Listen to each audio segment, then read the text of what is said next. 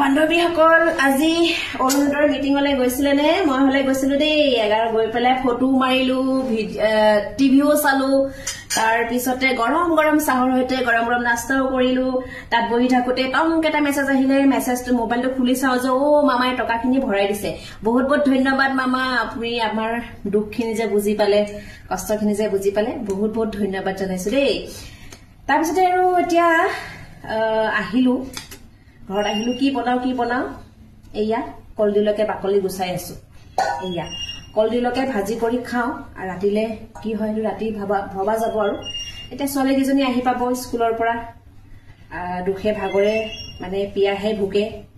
এতিয়া পটাপট বনাই লওঁ দেই বাই বাই পাছত লগ পাই আছো আকৌ